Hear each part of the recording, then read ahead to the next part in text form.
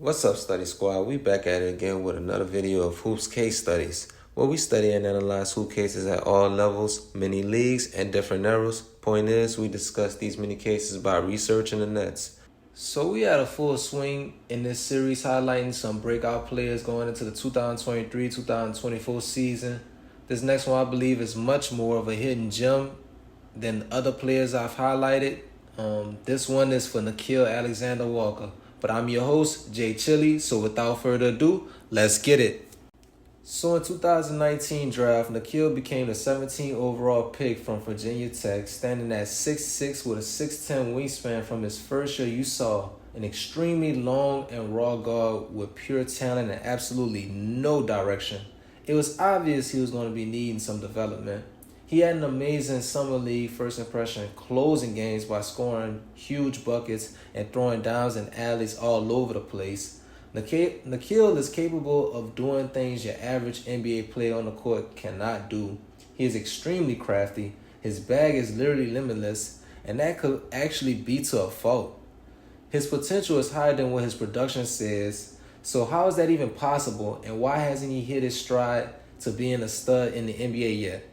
Well, let's discuss this case.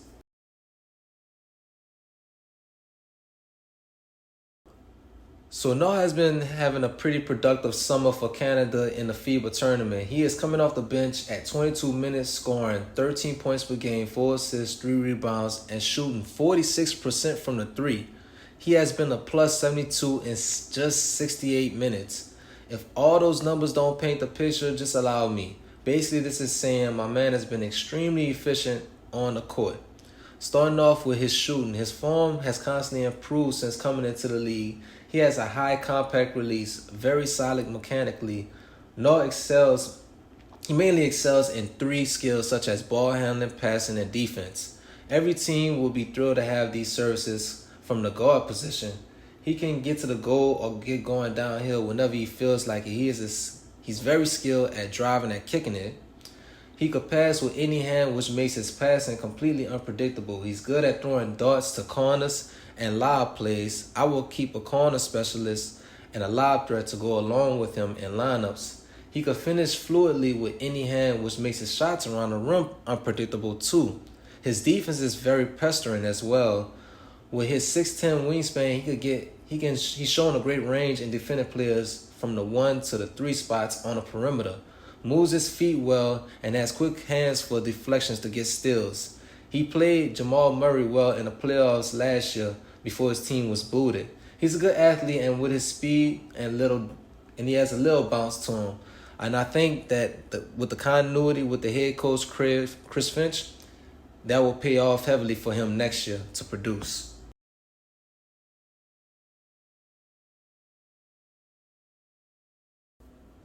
So two main things about NAW: indecisiveness and inconsistency. Sometimes he gets too in his head, instead of just using his natural instincts on the court.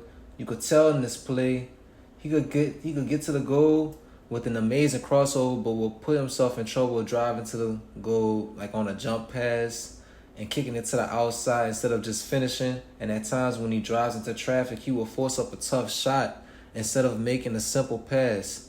His shooting is still a little streaky.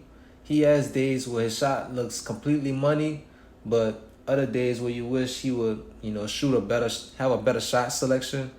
Sometimes he cannot finish the simple plays. Another hindrance I consider is that he avoids contact on drives. The way NAW can get to the goal anytime he wants to, drawing fouls should be a cakewalk for him.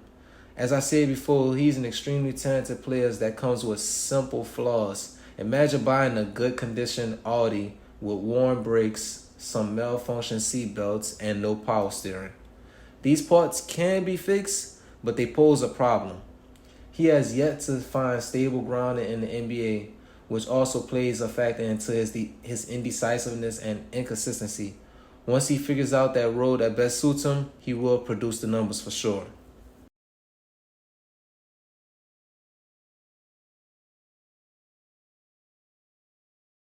Nikhil has the talent to stick around in the NBA. I believe he will hit that stride. Like I said, most of his struggles are due to confusion of role. I think he's more suited to that six-man bench creator role or a complementary guard to a higher usage player like Anthony Edwards that he could provide off-ball slashing, shot creation, and spot-up shooting. He started next to Ant in the playoff series against Denver and showed he is indeed an NBA player. Once a player is past that rookie contract phase and in the league for 3 or 4 years, now you have to either sink or swim.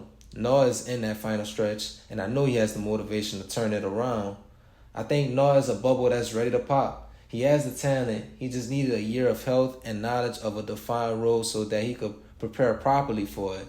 By now, the unknown seems like his norm, but I think he's found a home in many. I think his ceiling is that star glue guy role player averaging 15 points per game, 6 assists, 5 rebounds. But we shall see, as I think the 2023-2024 season is his year of breakout.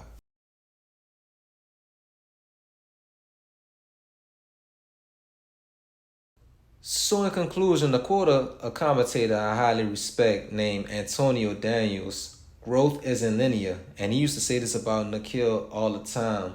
You know, some guys just come into the league so raw with talent, they cannot figure out a way to contribute to winning.